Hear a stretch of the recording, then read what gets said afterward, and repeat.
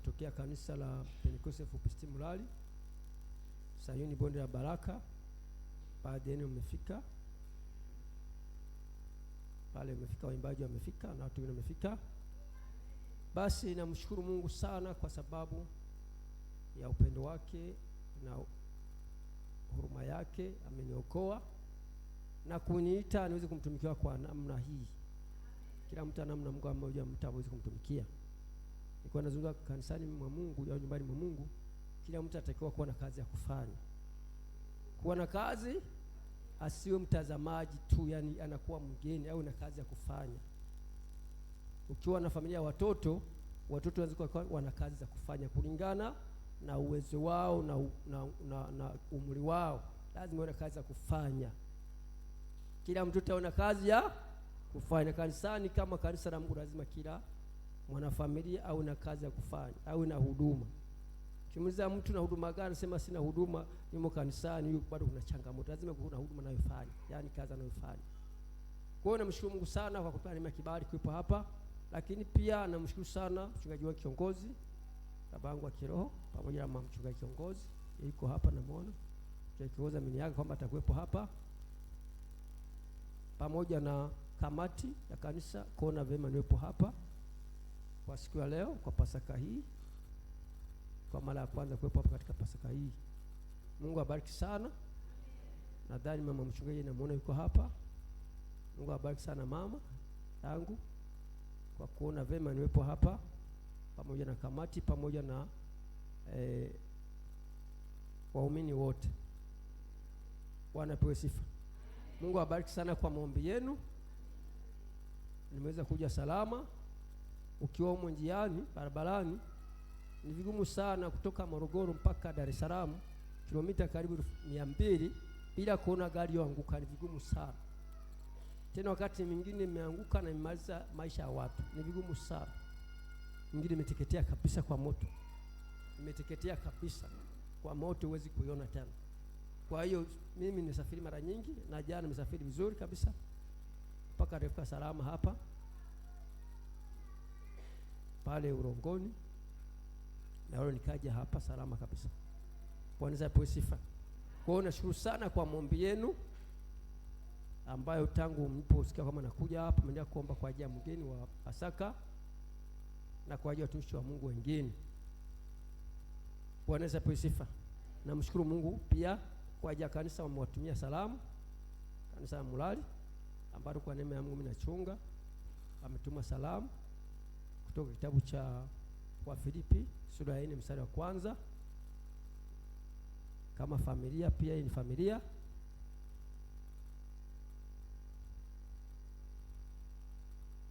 Wanawafahamu, wanawapenda, mmekuja mara nyingi.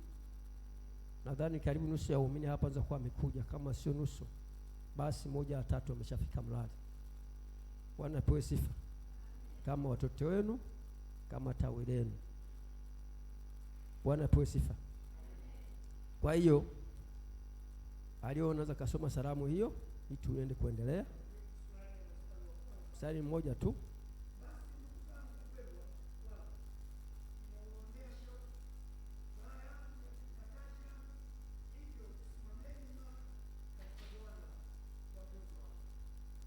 Amen. Hiyo ni salamu toka kwa ndugu zenu katika Kristo ambao wamesema wapelekee watu wa misheni yetu ambao ni wazazi wetu. Ninyi wazazi wetu kiroho. Bwana apewe sifa. Na tujajuta ninyi kwa wazazi wetu. Basi hii ni wiki ya Pasaka. Ukiangalia kwa kalenda ya FPCT pale, tangu Jumatatu ni wiki ya Pasaka, tarehe 30 mpaka tarehe 5. Lakini wengine wameanza tangu Jumapili. Tangu Jumapili tarehe 20 na ngapi? Tarehe 29.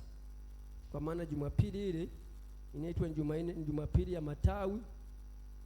Ni Jumapili ambayo Yesu, ukisoma Luka 19 mstari wa 28 mpaka 40, alipanda kwenda Yerusalemu akiwa amepanda mwanapunda. Wanawake kama kawaida yao wakatandaza nguo na matawi, akiashia kwamba nenda Yerusalemu kama mfalme wa wafalme. Mfalme wa nani? Wafalme, hata kama utawala ule ulikuwa hauelewi, kwa sababu ilikuwa ni maneno ya rohoni. Mfalme wa falme, kwa sababu yeye alikuwa anatembea akiwa hana jeshi linaonekana mwilini, lakini alikuwa na jeshi linaloonekana rohoni. Kwa hiyo tangu Jumatatu mpaka Jumapili Yesu anapofuka, mambo yote aliyofanya katika siku hizi 7 yamekuwa yamerekodiwa, yamewekwa vizuri kwa kumbukumbu kuliko wakati wowote. Bila shaka hata watu maarufu hapa duniani wakati wanakaribia kutoka duniani, huwa watu wanakumbuka sana maneno yao ya mwisho. Siku za mwisho walikuwa wanasema nini? Nasikia alikuwa mzee anasema mimi naondoka, tukimaliza jengo hili mimi nafanya nini? Naondoka. Mimi nikifanya moja mimi naondoka. Maneno ya mwisho nakumbuka kuliko maneno ya huko nyuma.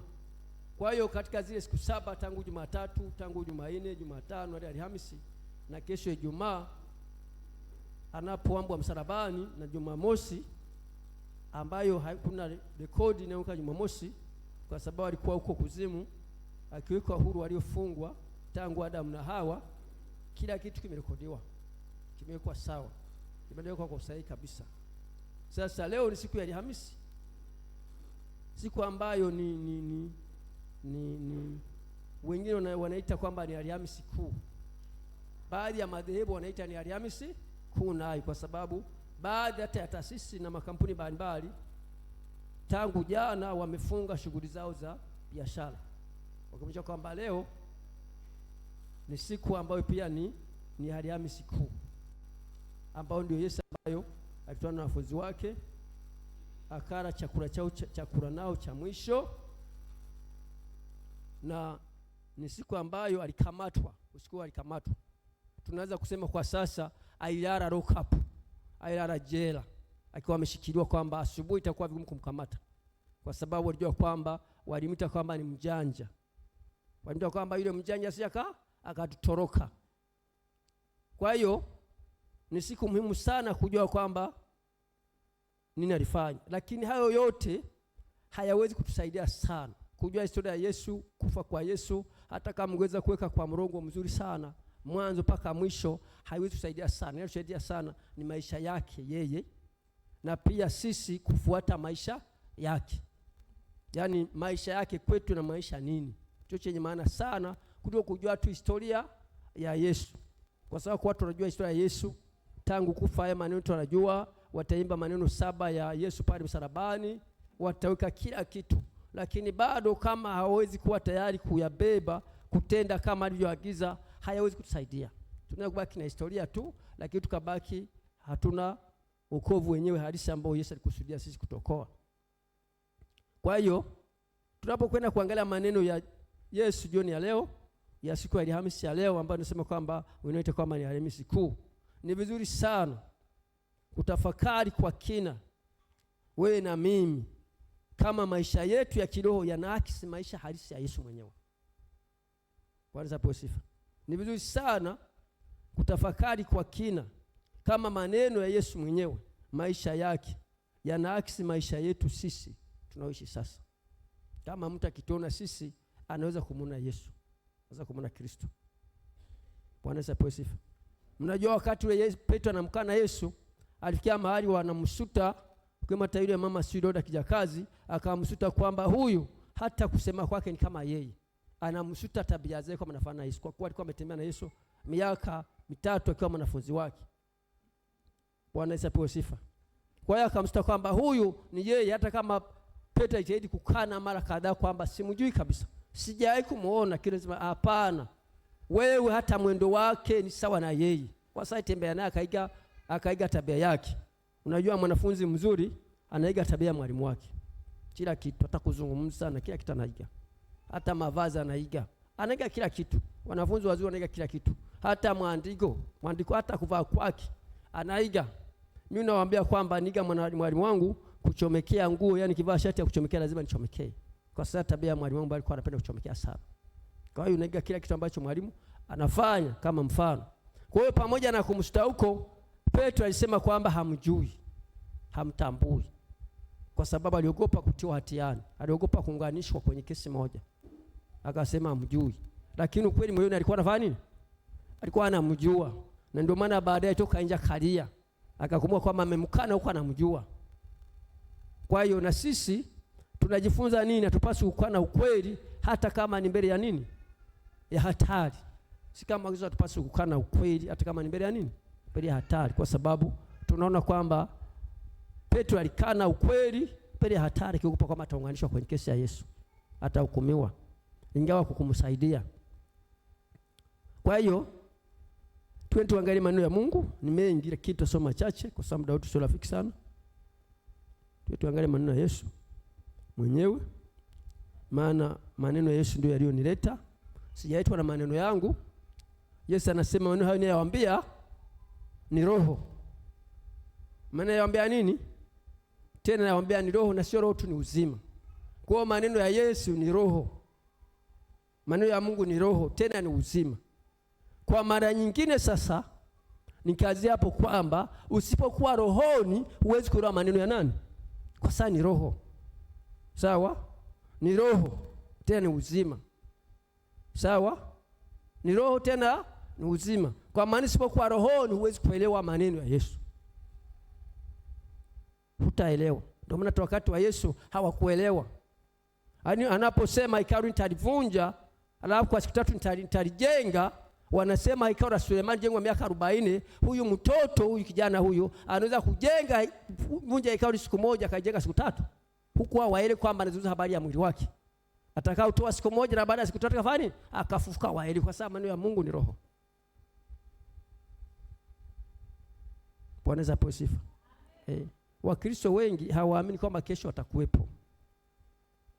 Hawaamini kama kesho watafanya nini? Watakuwepo.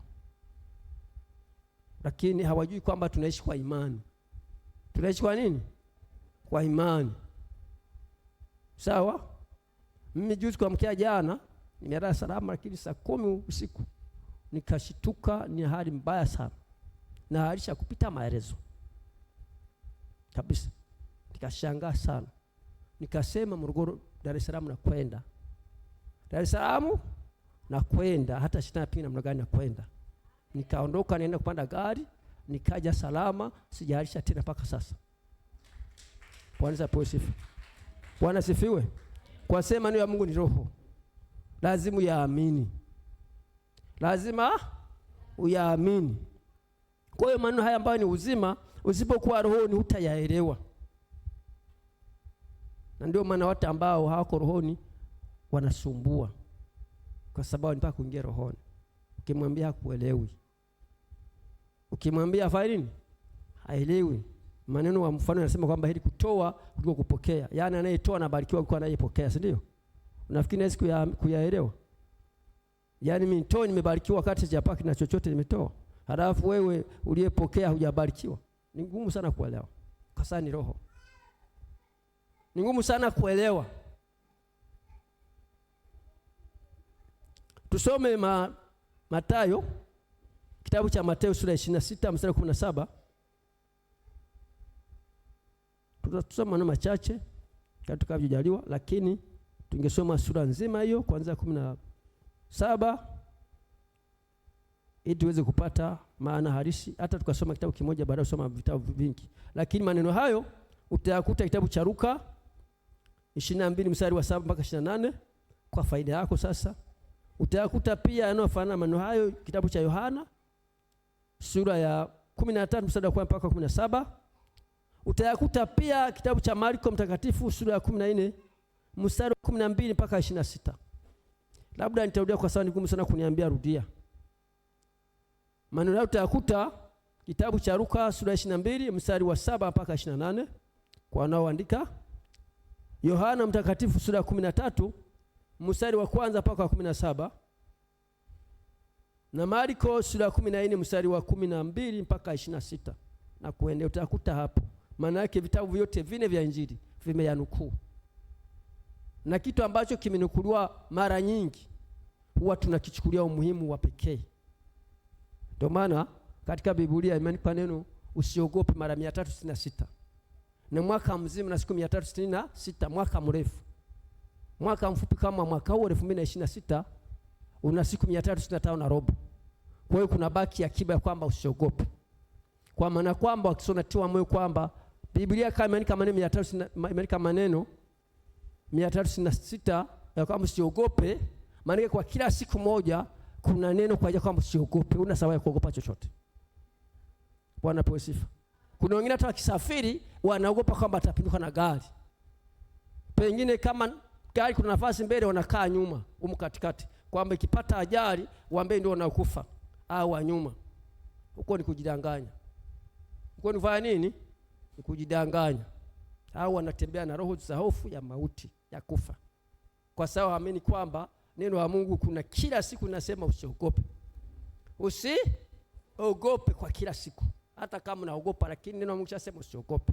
Sasa ni roho. Nimesema neno la Mungu ni roho. Usipoyaamini, maana yake hata umbika katika maisha yako. Utabaki kusikia kwa habari za mashuhuda wengine, utabaki kusikia na kushangaa na kusema hapana. Utabaki kama watu wa dunia hii, mambo yanapokwenda sawa sawa, wanakuambia tuonyeshe mganga wako anayekusaidia. Ukimwambia mganga wangu ni Yesu, hakuamini. Wanasema mbona wote tunaye Yesu? Mbona tunaye Yesu? Mbona tuna Yesu? Wanaambia ninyi hamna Yesu, ila mna fotokopi ya Yesu. Mna fotokopi, hamna Yesu kama original. Hamna Yesu kama mwana wa Mungu. Tuende kusoma, tuone maneno hayo.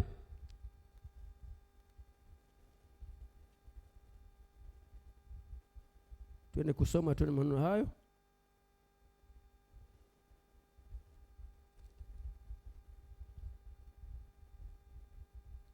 Kuna wakati mwingine kwa miaka sisi tupokoka, wakati mwingine kwa mhubiri wewe kusema kasema kichwa cha habari. Ni wewe utakayeamua sasa kichwa cha habari unaandika nini. Ila miaka hii si miaka ya wasomi, akisimama mtu anasema kichwa cha habari. Lakini sio lazima unakisikia maneno ya Mungu ukaamua wewe kutafuta kichwa cha habari kinachokufaa. Kwamba hapo mimi kinachonifaa nini hapa? Nimesikia hapa nimetoka na nini? Mtu akiniuliza umejifunza nini huko, utasema umejifunza nini? Kama usingefika ungekuwa umepata hasara gani? Kuliko kubaki tuna kichwa cha habari, na hicho cha habari ukiulizwa kesho asubuhi hukumbuki. Kwa wakati mwingine tunauliza kwamba jana tulikuwa hapa kanisani, mnakumbuka tujifunza nini? Hakuna, hata kichwa cha habari hukumbuki. Kwa hiyo kichwa cha habari ukisema kikawasaidia, kwa sababu ingewasaidia kingeombika ndani ya maisha yao, wangekuwa nakumbuka. Si ndio? Wangekuwa nakumbuka. Kwa hiyo sio lazima kutaja kichwa cha habari au kukiandika, isipokuwa ukisikiza maneno ya Mungu ukasema hapa kichwa cha habari, mimi mwenyewe najipa kichwa cha habari hiki. Ukakuta kila mmoja kadri ujumbe alivyoelewa, kadri kila mmoja alivyoelewa ujumbe huo, ndivyo ambavyo atakavyo yapa maneno ya kichwa cha habari. Kwa sababu nimesema maneno ya Mungu ni roho. Na kila mmoja ana mafunuo tofauti kwa namna ambavyo anafungua moyo wake kusikia maneno ya roho. Bwana Yesu apewe sifa. Ndio maana kwamba tunazidiana karama na vipawa kwa sababu ya tofauti za kuamini. Sawa? Kwa sababu tofauti ya nini? Ya kuamini. Na hiyo haina maana kwamba kuwadharau ambao hawaamini kama sisi. Haina maana hiyo. Haina maana.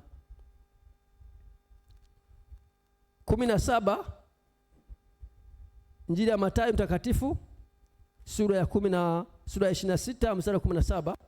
Nitasoma pale. Si kama wote mnayo Biblia, mnazo Biblia, na si kama wote mnafahamu kusoma. Sasa kwa faida ambao wana Biblia, kwa faida ambao pengine kusoma hawajui, sijui kama hapa kuna watu ambao hawajui kusoma, sijui. Bana, hii Dar es Salaam. Na Dar es Salaam ndio Tanzania. Dar es Salaam ndio wapi? Ndio Tanzania. Ukisema habari ya Tanzania ni Dar es Salaam. Bwana Yesu apewe sifa. Pamoja na kuambia Dodoma, lakini bado Tanzania Dar es Salaam. Bado foreign changamoto kubwa kuliko Dodoma. Mwaka jana nimeenda Dodoma, lakini foreign hamna kama hapa. Pamoja kuhamisha makao makuu Dodoma. Kwa sababu bado Dar es Salaam ndio Tanzania. Bado na bahari ambayo huwezi kuhamisha Dodoma. Hii bahari kikauka, nadhani watu wote watahama kwenda Dodoma. Lakini kama bado bahari ipo, sio rahisi kutoka hapa. Anasema tukianza mstari wa 14, tuanze mstari wa 14. Wakati huo mmoja wa wale thenashara, jina lake Yuda Iskariote, aliwaendea wakuu wa makuhani Akasema, ni nini mtakachonipa nami nitamsaliti kwenu? Wakampimia vipande 30 vya fedha. Tokea wakati huo akawa akitafuta nafasi apate kumsaliti.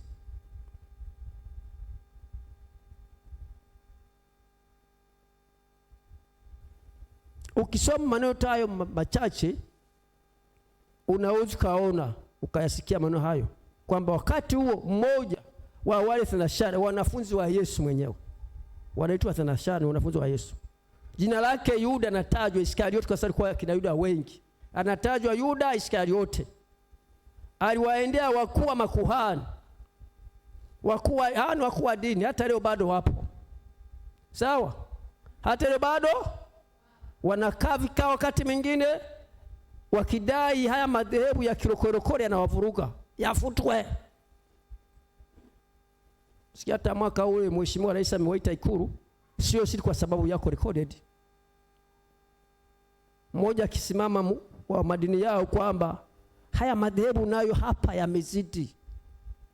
yamezidi hapa yatakiwa kuchunguzwa, lakini hajaramika juu ya baa na vilabu vinavyoongezeka kila siku na madanguro, hajaramika, ila anaramika juu ya nyumba za Mungu zinazoongezeka. Bahati nzuri alipata majibu yanayomstahili, nadhani hata rudia tena, kwa sababu kupitia hiyo yenyewe serikali inajua umuhimu wake kwamba kunazokuwa ongezeka nyumba nyingi za ibada ndio maovu yanapungua, si ndio? Ndio maovu yanafanya nini? Yanapungua, angalau watu wanakuwa na hofu ya Mungu. Wanakuwa na hofu ya nini? Ya Mungu, kwa nyumba za ibada kuongezeka. Akasema, ni nini mtakachonipa nami nitamsaliti kwenu? Wakampimia vipande 30 vya fedha. Tokea wakati huo akawa akitafuta nafasi apate kumsaliti. Vipande vya fedha 30 ni kima cha chini cha kuuzwa maskini. Soma Agano la Kale kwenye Mambo ya Walawi, ni kima cha chini cha kuuza mtumwa, yani thamani ya chini kabisa. Yesu aliuzwa kwa thamani ya chini kabisa. Vipande 30 vya nini? Ya fedha. Vipande vya kulikuwa ni thamani ya mtumwa wakati wa Agano la Kale, kuuzwa vipande 30.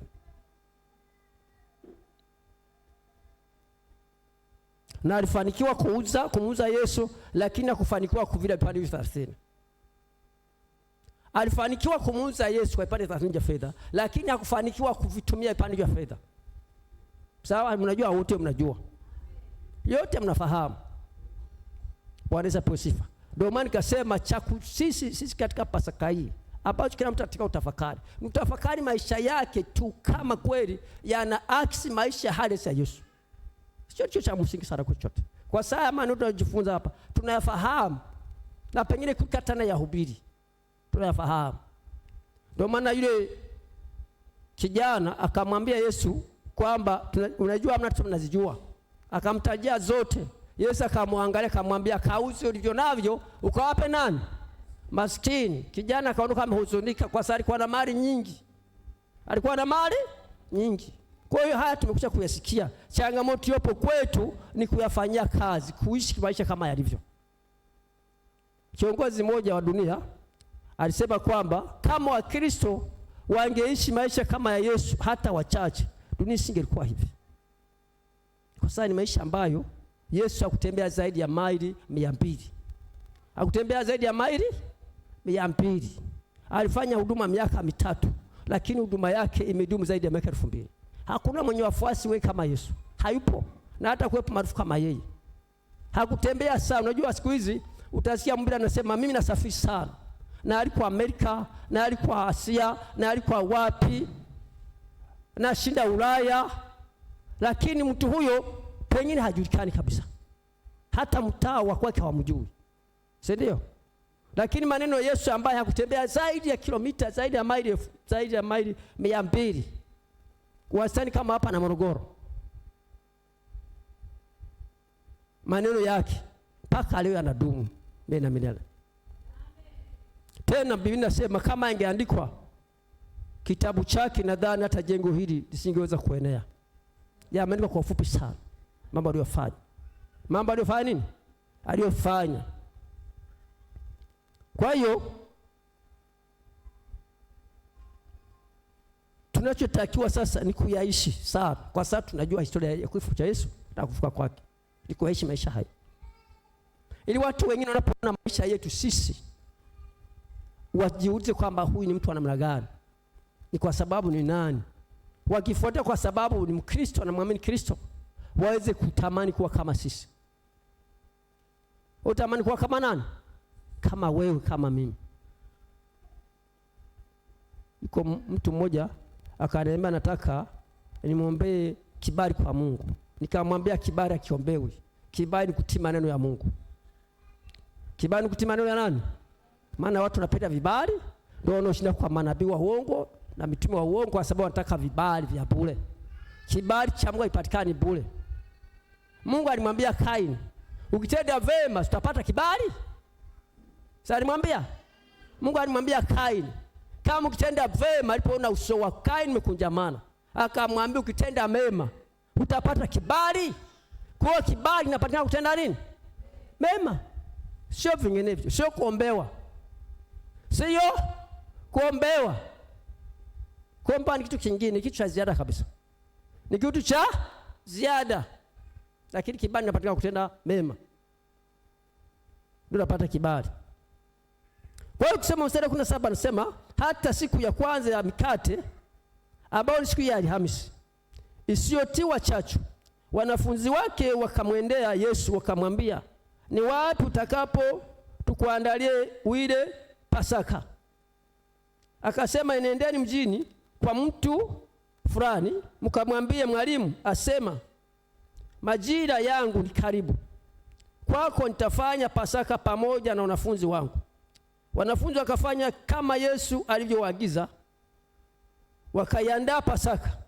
Basi kilipokuwa jioni, aliketi chakulani pamoja na wale thenashara.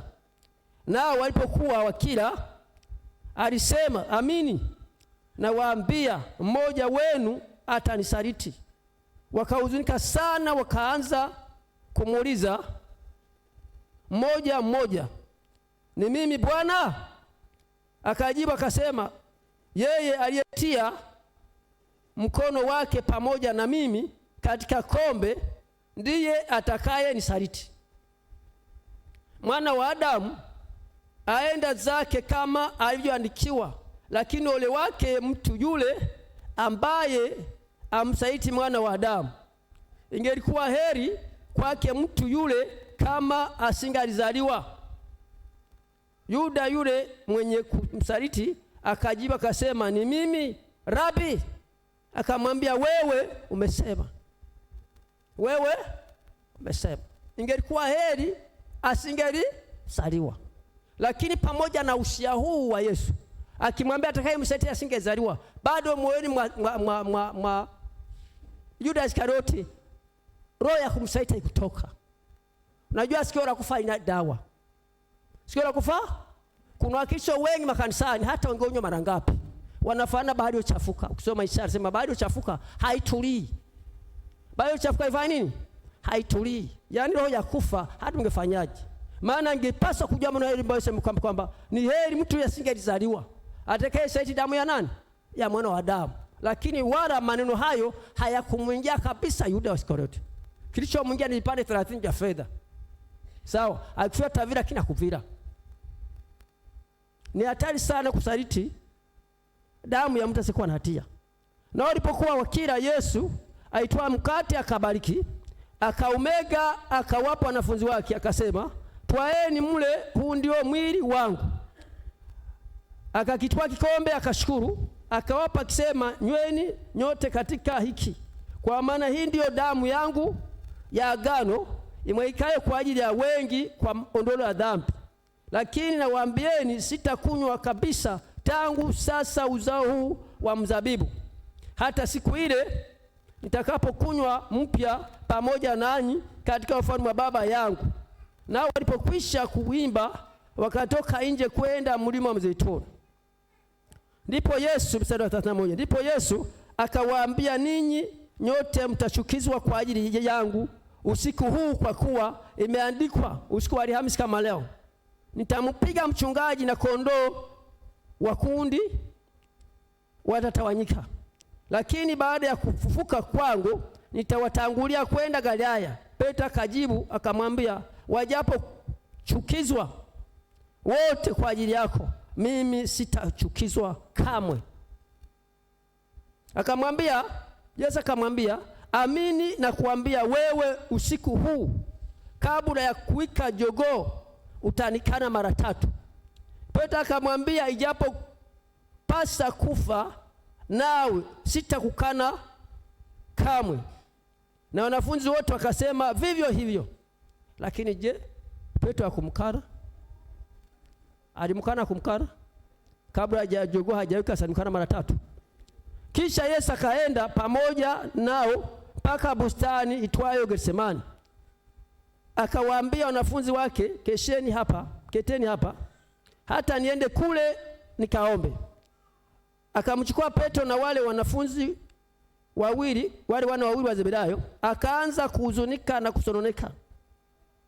Ndipo akawaambia, roho yangu ina huzuni nyingi kiasi cha kufa. Kaeni hapa mkeshe pamoja nami. Akaendelea mbele kidogo, akaanguka kifurifuri, akaomba akisema, Baba yangu, ikiwezekana kikombe hiki kiniepuke, walakini si kama nitakavyo mimi, bali kama utakavyo wewe. Akawajia wale wanafunzi, akawakuta wamelala. Akawaambia Petro, je, hamkuweza kukesha pamoja nami hata saa moja? Mstari wa 42 anasema, kesheni muombe msije mkaingia majaribuni, roho iradhi lakini mwili dhaifu. Akaenda tena mara ya pili, akaomba akisema, Baba yangu, ikiwa haiwezekani kikombe hiki kiniepuke nisipokunywa, mapenzi yako yatimizwe. Akaja tena akawakuta wamelala, maana macho yao yamekuwa mazito. Akawaacha tena, kaenda kaomba mara ya 3 akisema maneno yale yale.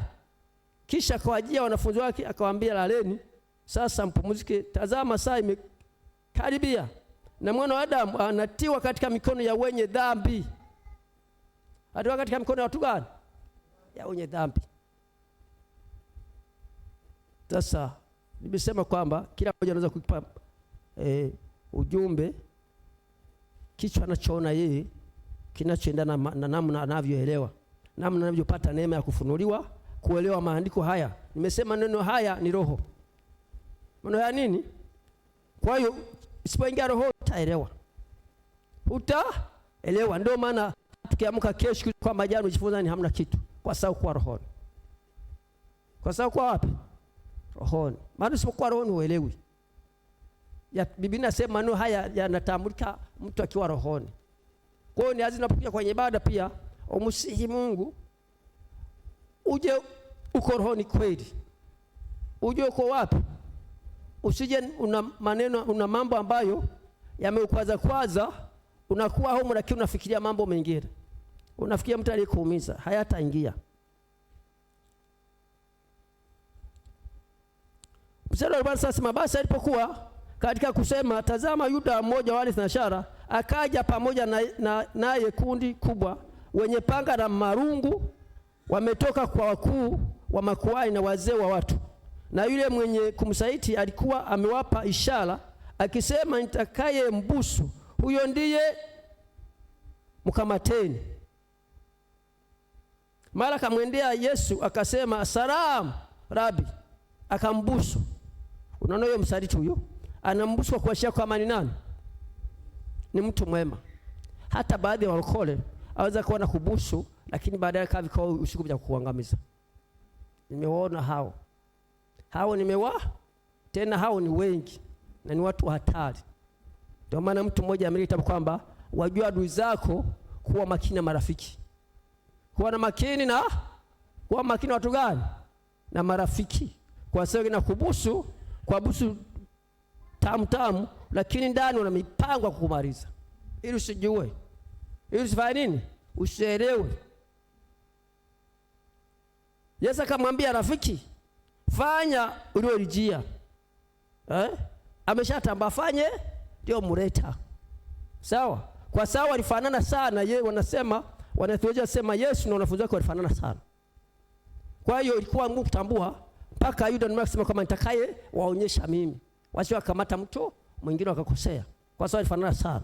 Ndio anasema nitakaye mbusu ndio huyo kamateni. Na Yesu akamwambia rafiki. Tena amwiti adui, anamwita nani? Mtu kuja kutaka kuangamiza tukamwita rafiki.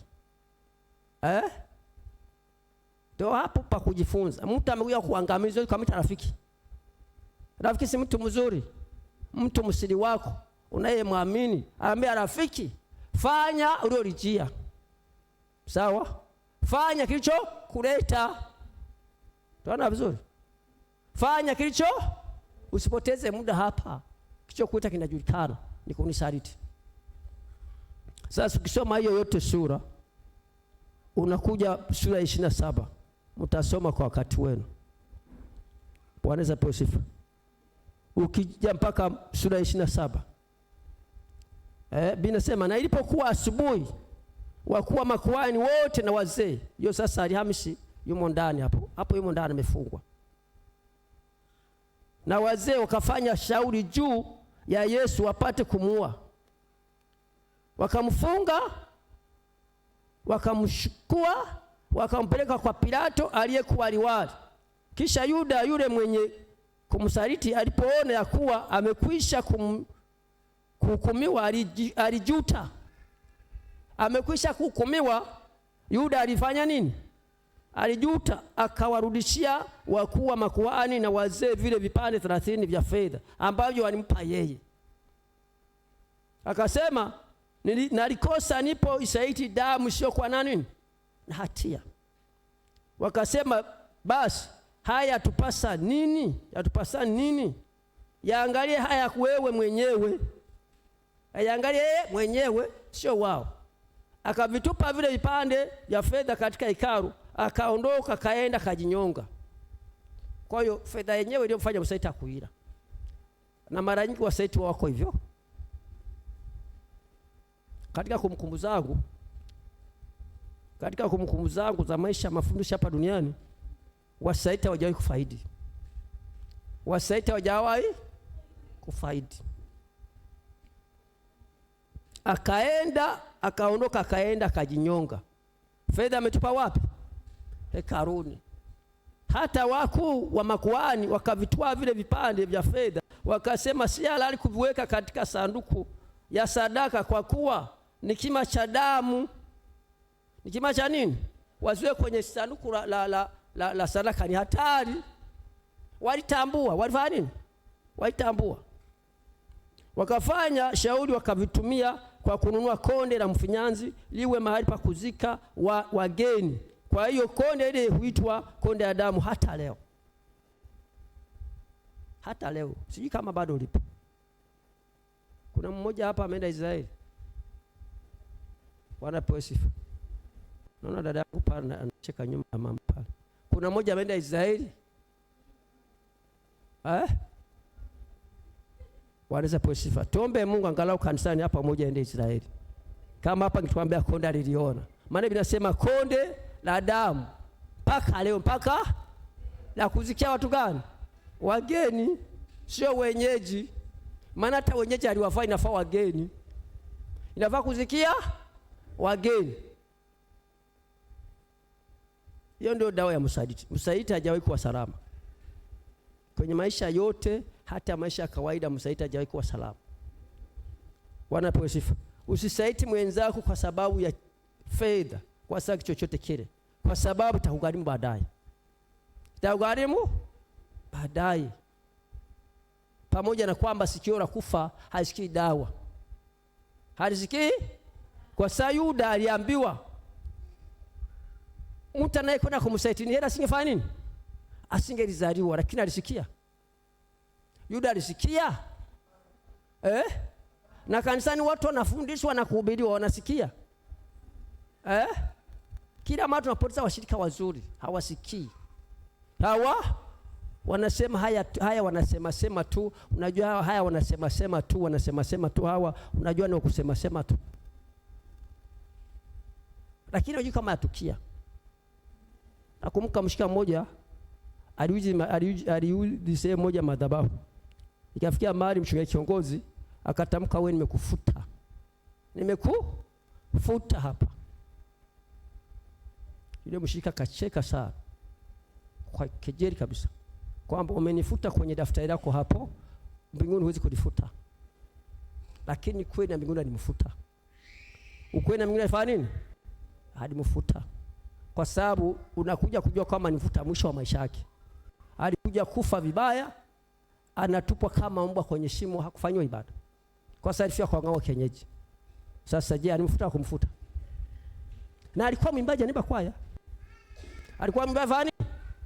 Tena mtu mzima, atatoa kubwa. Unafikiri ile kutamu kwamba amefuta, nafikiri kumfuta? Sasa mtu mmoja akawa anasema kwamba hivi ilikuwa halali sasa mchungaji kiongozi kumlaani huyo mshirika. Nikamwambia soma Biblia vizuri. Kuna mahali, nikamwambia sikumbuki, kuna mahali ambapo kuhani alimlaani mtu pia. Alifanya nini? Alimlaani pia. Soma Biblia vizuri. Na Yesu alilaani ule mti. Akamwambia watu wasichume matunda kwake, na kesho akakuta umefanya nini? Umekauka, una kazi. Sawa? Inategemea na mazingira. Inategemea na pengine ile alimfuta maisha yake yote, hajawahi kufuta mtu mwingine. Huyu alimfika mbali. Alivuka mipaka. Alivuka nini? Kuna kuvuka mipaka. Ukivuka mipaka ni hatari. Kama Yuda alivuka mipaka akamsaidia Yesu damu ya nani? Tena Yesu anamwambia ni heri asingelizaliwa. Ni heri asingelizaliwa na kuna kusaidia damu ya nani? Ya mwana wa Adamu. Kwani Yuda alisikia? Yuda alisikia? Na pengine alicheka kijili, hakuna kitu hapa. Lakini baada ya kupokea vipande 30, nafsi kaanza kumshuta pale. Hata Yesu bado hajanyongwa. Hata Yesu kabla Yesu hajafa, Yuda alishafa nini? Maana yake kati ya Yesu na Yuda nani alianza kufa? Yuda alianza kufa, si ndio? Yaani msaliti huwa anaanza kufa kabla yule msaliti. Hiyo ndio tafsiri. Sitaona vizuri. Wasaliti wengi katika dunia hii na hasa ambao makanisa wanajua kweli, hufa kabla ya yule msaliti kwa bado yuko hai, ili aone anguko la yule msaliti. Sikama tunaona vizuri. Ili aone anguko la yule alifanya nini? Aliyemsaliti. Sawa? Aone anguko la adui yake. Sawa? Aone anguko la nani? La adui yake akianguka, akipotea. Ili abaki na ushuhuda. Awe na ushuhuda wa imani, yaani imani ongezeke kwamba kumbe wanaokuja wote kutaka kuniangamiza hawatabaki salama. Hawatabaki kama ambavyo Yuda alikufa kabla ya Yesu. Tena wakajinyonga. Akisema fanya nini? Damu isiyokuwa na hatia. Akili kuja baada ya tukio. Na baada ya tukio pia hakupata akili kwamba atubu. Sawa? Akili ya kutuba ikiwepo kwamba tayari nimeshamsaliti, lakini bado naishi, aombe msamaha. Hakupata neema hiyo. Ni kwa nini hakupata neema hiyo? Eti kama tungeuzana maswali, kwa nini hakupata neema hiyo? Kwa sababu tayari ameshajua kwamba msaliti damu isiyokuwa na hatia. Kilichofuata itakuwa iwe nini? Kuomba msamaha. Unafikiri yule mshirika ambaye ni mtu mshirika kamwambia nimekufuta, unafikiri alipata neema kuomba msamaha? Unafikiri angeomba msamaha yangempata? Yangempata? Asingempata. Asingemfanya nini? Lakini akupata ufahamu na neema kwamba ngoja nifuate hata nyumbani, nimwambie mchungaji na umsamehe. Nikosea sana, akupata neema hiyo. Kwa hiyo Yuda pamoja na kujua kwamba tayari amesaliti damu isiyokuwa na hatia, hakupata ufahamu wa kuweza kuomba msamaha. Hapana. Baada yake vipande wa urudisha akavikataa, akaenda kujinyonga. Ikawa mwisho wa maisha yake. Sawa? Tuko pamoja? Kwa hiyo ni hatari sana kusaliti damu isiyokuwa na hatia. Lakini sisi kama Wakristo ambao tumeshakujua kweli, kuna viwango ambavyo tukifikia sasa katika kuifahamu kweli. Yuda kupata neema kwa sababu alikuwa anajua kweli. Alikuwa ametembea na Yesu miaka mingapi? 3. Anafahamu kweli. Kwa hiyo hakuwa na neema na nafasi ya kuweza kuomba toba tena. Hakuwa na nafasi hiyo. Hata baadhi wa washirika anafika kiwango ambacho hawezi tena kuomba nini kupata neema. Nakumbuka yuko mtumishi mmoja wa Mungu aliugua sana. Akaugua wakaomba sana, wakaomba misheni nzima, jamani asife. Ikafika amani, wachungaji wakasema tuombe, wakaingia kwa nyumba kuomba. Mungu akawaambia nimeruhusu, wakaacha kuomba kafa. Nikamuuliza yule mtu wa Mungu, kwa nini sasa mliacha kuomba Mungu aliposema ruhusu yeye? Akasema maisha yule mtumishi tuyajua, yalikuwa ni maisha ambayo yamepinda pinda. Kwa hiyo tupambane kwamba nimeruhusu mimi, tukanyosha mikono, akafa. Sasa alienda mbinguni, kwenda mbinguni hayo sijui. Anajua Mungu, mimi hayo sijui. Tunajua kwamba kwenda mbinguni Yuda alijinyonga. Alifanya nini? Alijinyonga. Sawa? Tunaona vizuri. Kwa hiyo Yuda hakuweza kupata neema kwa sababu tayari alikuwa anajua kweli. Sawa? Biblia inasema Mkristo ambaye kisha kujua kweli yanafananishwa na chumvi, ambayo chumvi kiharibika itiwe ni tena iwe chumvi. Kufanya tena iwe chumvi haiwezekani. Mkristo sasa, Mkristo ambaye amejua kweli halafu kaharibika. Na tunaona wengi wameharibika. Hawezi tena kurekebishika. Hawezi, hatungefanyaje kurekebishika. Kila mtu abaka anamshangaa kwamba huyu ndiye alikuwa anajua kweli, halafu sasa iko hivi. Kila mtu anashangaa. Kila mtu aamini kama ni yeye. Kila mtu anashangaa. Sasa wewe ambaye umpata neema ya Mungu kuja hapa siku ya leo, ujue kwamba kumsaiti Yesu, kwa maana ya sisi, hata sisi nasi katika maisha yetu tunamsaiti Yesu kila wakati. Tunapofanya dhambi tunamsaliti nani? Yesu, kwa sababu tunakujua kweli. Tunakujua kweli.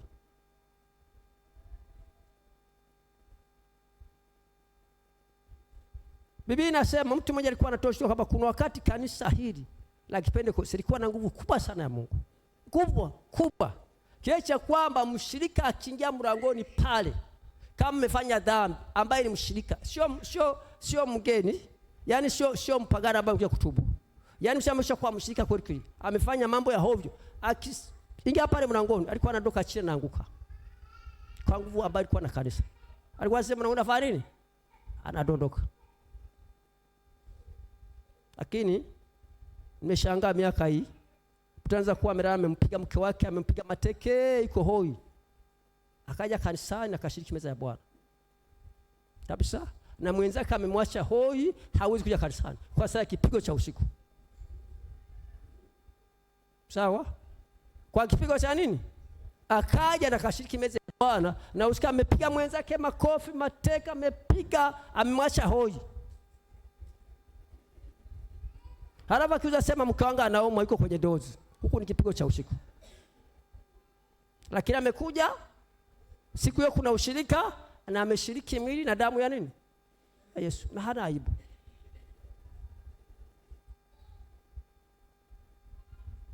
Sasa mtu huyo sikaipata shida, hawezi kupona. Ndio hata mkiomba hawezi kupona. Kwa sababu mtu huyo anafanya makusudi. Anajua madhara. Anajua kabisa. Madhara ya amemwacha mwenzake iko ndani, hajiwezi, yeye amekwenda kushika meza ya Bwana kwa sababu kipigo chake. Na sidhani kama amemwomba msamaha kwamba Bwana nisamehe. Hata kuwa na ile hofu ya Mungu kwamba na mimi leo nibaki nyumbani kwa sababu mambo yameharibika.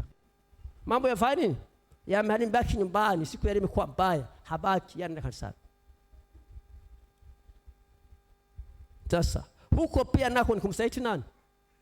Mwana wa Adamu. Kusaiti damu ya Yesu. Kwa sababu anafanya kinyume na maagizo ya Kristo. Anafanya kinyume na maagizo ya Kristo.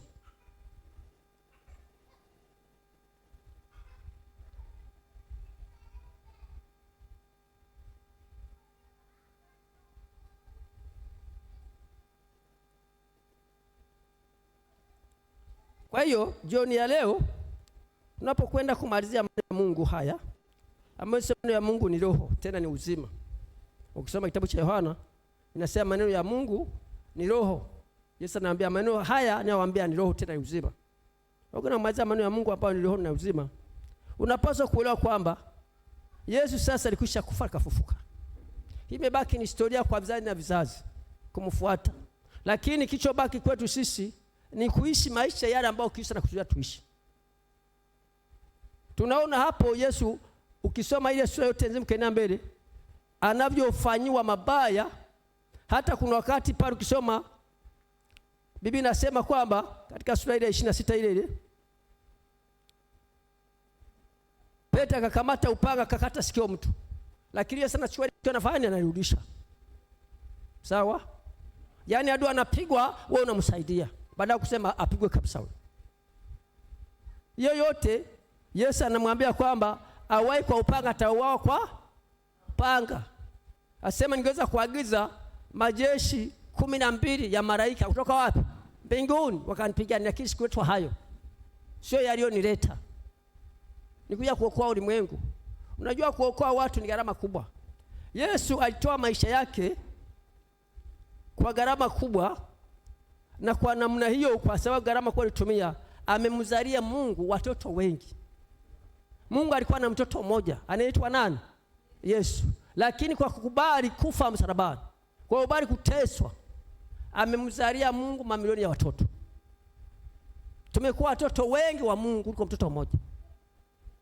Manake hata sisi katika maisha yetu ya kawaida, tusipokubali kwenda njia ile ile, kubeba msalaba ule ule wa Yesu, hatuwezi kumzalia Mungu watoto.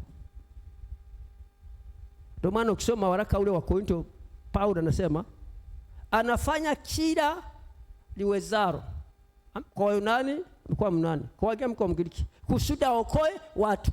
Ameandika hivyo hivyo. Anafanya kila liwezekanalo kusudi aokoe nini? Watu. Kumwokoa mtu sio kazi hizi. Kumwokoa mtu sio maneno. Ni maisha unayoishi. Ni matendo, sio maneno. Kwa sababu maneno watu wameshasikia sana. Wameshasikia sana. Ni watu wachache ambao wanaojasikia. Hasa wale kama mjini Dar es Salaam. Hakuna ambao hajasikia. Kwa sababu usipokuja kanisa kuyasikia, utayasikia wapi? Redioni, utayasikia kwenye magari, utayasikia kwenye simu, kila mtu utasikia. Ndio maana hata leo hii tunakoelekea, Mungu aturehemu, baadhi ya waumini mmoja nikazungumza naye juzi, wanafikia amani kwamba ukimwambia ulikwenda kwenye ibada leo, anakuambia siende ibadani leo, na mwezi mzima au na miezi miwili kanisa siendi. Kwa nini? Naangalia ibada live nyumbani. Naangalia ibada live nyumbani.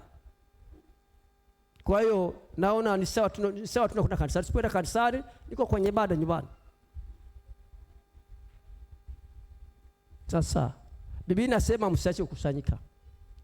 Biblia inasema tazama ndugu wakae pamoja. Jinsi jua vema watu kae pamoja kwa pamoja. Mungu alishasema tusiache kukusanyika. Je, pale kwenye runinga naye amekusanyika? Naye amekusanyika? Naye amekusanyika? Ukiangalia mpira kwenye TV na uko uwanja wa Taifa, unaangalia uko kwenye mpira ule? Au unaangalia kwa macho?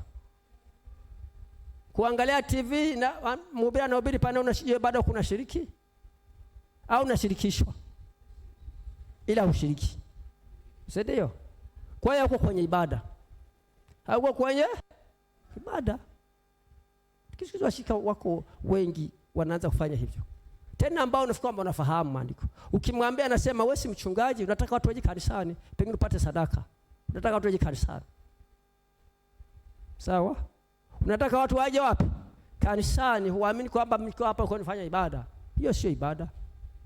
Na watu wa namna hiyo, kwa uzoefu wangu, ni watu ambao mara nyingi mshaona kuwa sio mzuri. Ni kama wameshaanza kuanguka. Ni kama wameshaanza fanya nini? Kuanguka. Kwanza posifu. Biblia inazungumza tangu mwanzo. Ukisoma habari za Ana bin Fanuel, kitabu cha Luka 2:36. Alikuwa atoke hekaluni akifunga na kuomba usiku na mchana. Usiku na wapi? Usikia alikuwa anaombea nyumbani. Kuna wengine pia wanautamani kama anaombea nyumbani. Usikia alikuwa anaombea nyumbani. Wapi? Usiku na atoke hekaluni. Kwa sababu ndipo Mungu alipoamuru tukusanyike pamoja. Ndipo ambapo Mungu anataka kuleta baraka hapo. Sio nyumbani, sio nyumbani katika mazingira tofauti, lakini Mungu ameamuru tukusanyike pamoja. Tukusanyike wapi? Pamoja. kwa sababu mbingu tunayokwenda ni mbingu moja na tutakuwa pamoja. Kwa hiyo lazima tusanyike pamoja, tupendane, tuvumiliane, tushirikiane, tushukuriane pamoja. Shukuriane pamoja.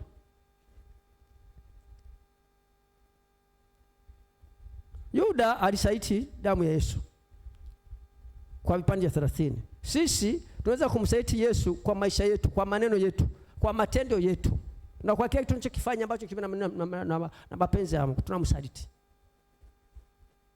Tunamsaliti. Siku hizi unaweza kuona kanisani mnawashika labda 100 au washika 70, lakini kwa siku ya ushirika, ibada ya ushirika, unaona zaidi ya nusu wanaondoka.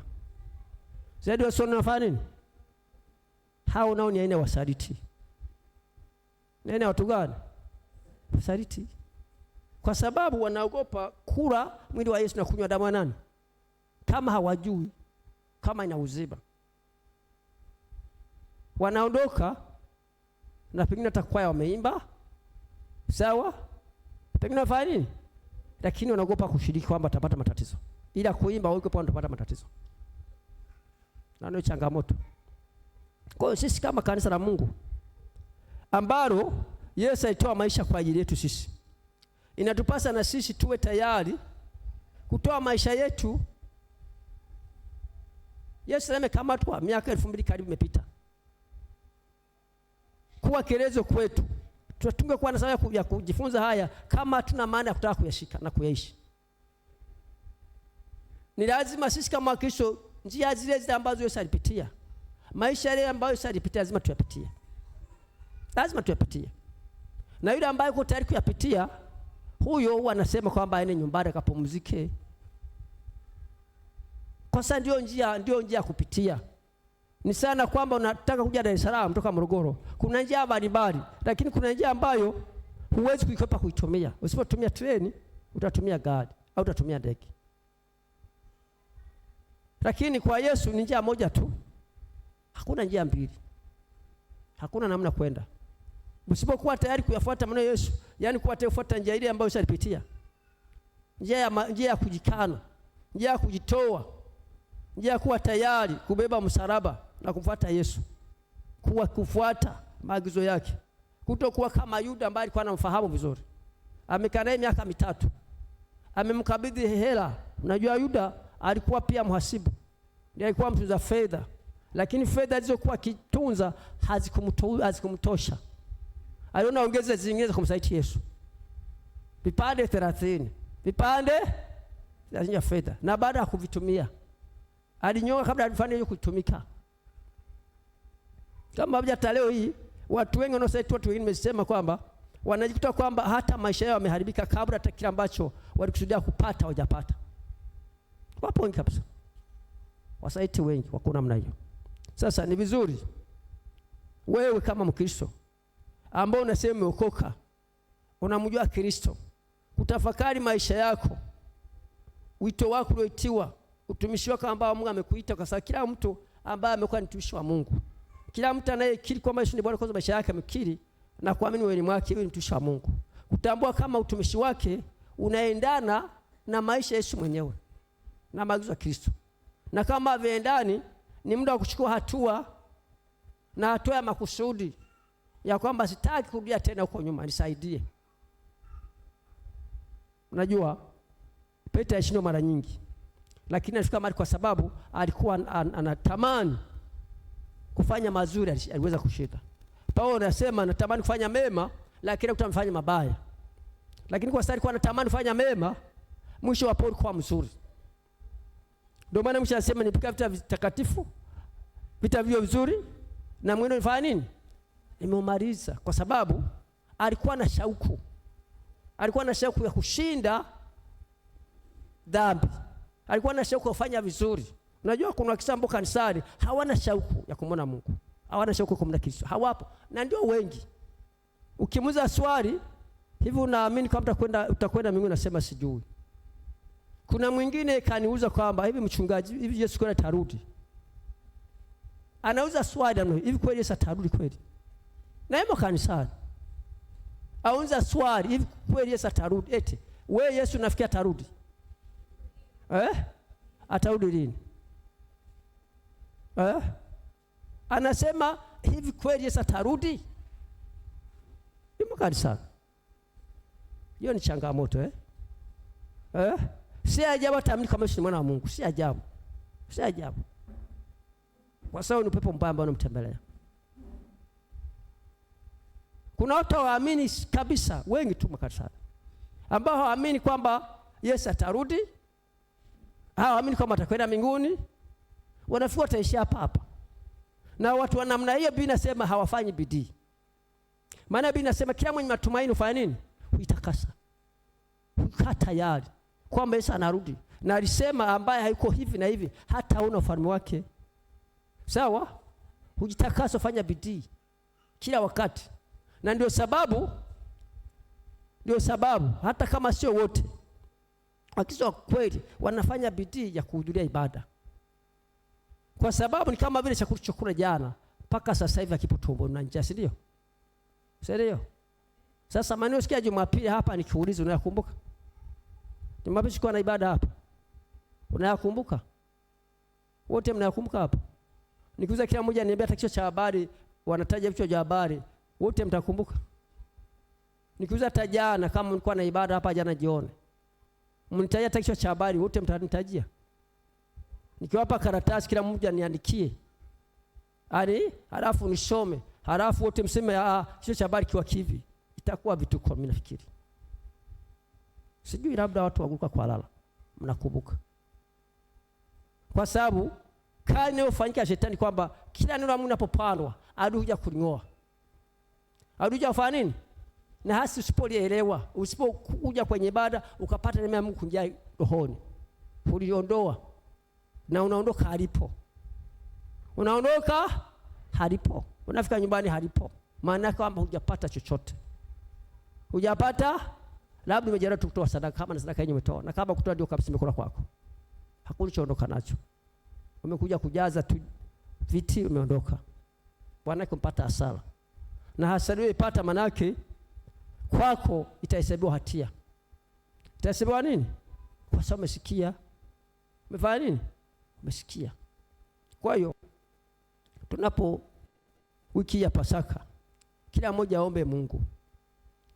Kila mtu afanye nini? Aombe Mungu maisha yake yawe mapya. Ajiuze kama maisha anayoishi kweli kama anafanana Kristo.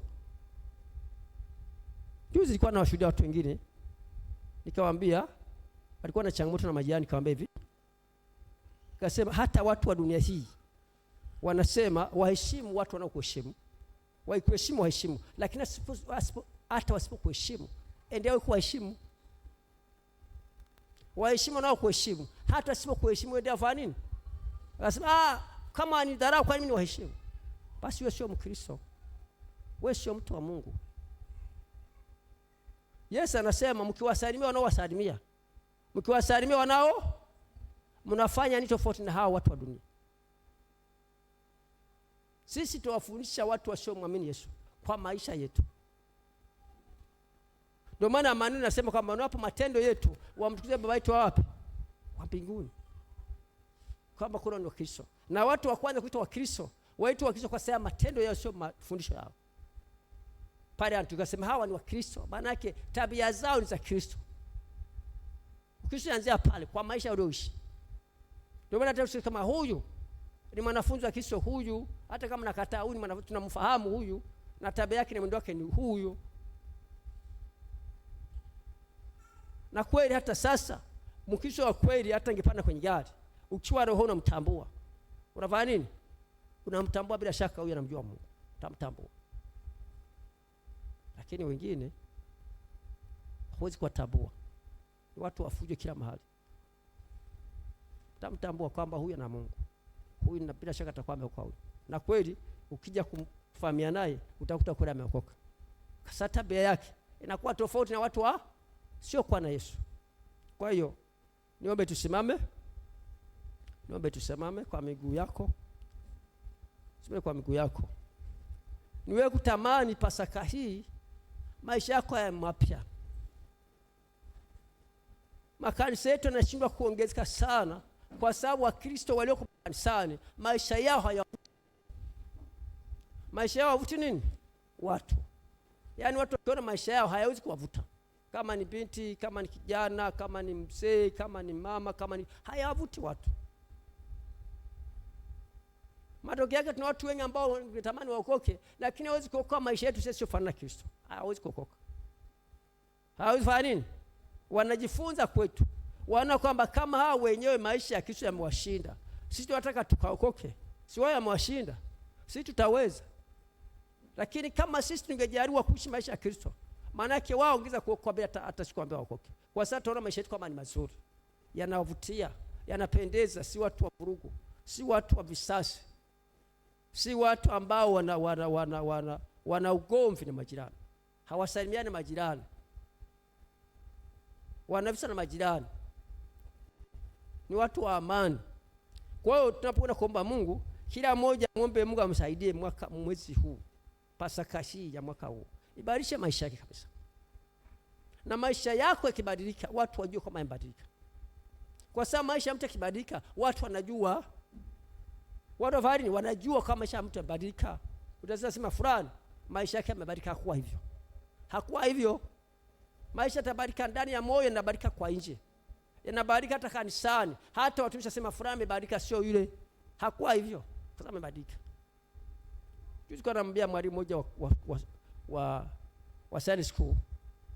Nikamwambia, akaniambia asema, babu, unajua kilichofanya mimi nibadilike? Kuna dada mmoja humu maisha yake amenivuta sana. Ndio amefanya mimi kwa kweli kama wewe naweza kunifanyia hivi. Yule dada sasa kila afajia mwaka kuna kuomba afajie kanisani. Kila afajia azimkuta anaomba afanye mambo ya afajia. Sema fulani ndio amenifanya mimi nibadilike. Nimeona kwa nini yule aliko hivi, kwa nini sio kama yeye? Unaona maisha yanafanya nini? Ya mtu mbasha, sio mafundisho, sio mahubiri, maisha anayoishi baada ya kumjua Kristo. Ndio amefanya badilike. Kwa hiyo tutamani si maisha yetu abadilike. Maisha yetu fanya nini? Yabadilike. Maisha kibadilika, hawa tumloko hapa yanaweza kuibadilisha Iguruka kwa Alala, ibadilisha hii yote Ngora Mboto. Ninyi mloko hapa anaweza kubadilisha kabisa ulimwengu. Maana Biblia inasema Paulo na Sila walipindua ulimwengu kwa watu wawili. Watu wawili. Kila mtu alitamani kujua kama ni watu wa namna gani. Ni watu wa namna gani? Lakini sisi tubaki wa Kristo ambao maisha yetu hawezi kubadilisha watu. Hata nao hawezi kubadilisha. Hata wasipokujua kama kweli watu wa Mungu walioko wapo. Hata kama iko kwa wapo. Kama vile mnaona kama Yesu pamoja na kumuua nafanya nini? Lakini unafikia mara kwa kila mmoja kama amezidi damu sio kwa natia. Yule akida akasema hakika alikuwa mwana wa Mungu, alikuwa mwenye haki huyu. Kwa maisha aliyoishi mpaka kifo chake. Twende kuomba Mungu.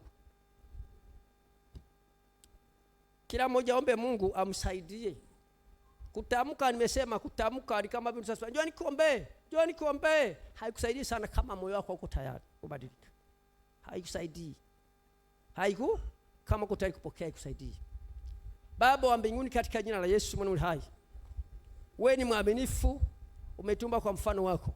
Ukamtoa mwanao wa pekee ili kila mtu amwamini asipotee bali uzima milele. Yesu alikuwa kielezo kwetu. Jioni ya leo Bwana, Alhamisi kama leo, miaka takriban 2000 iliyopita, Yesu alikamatwa.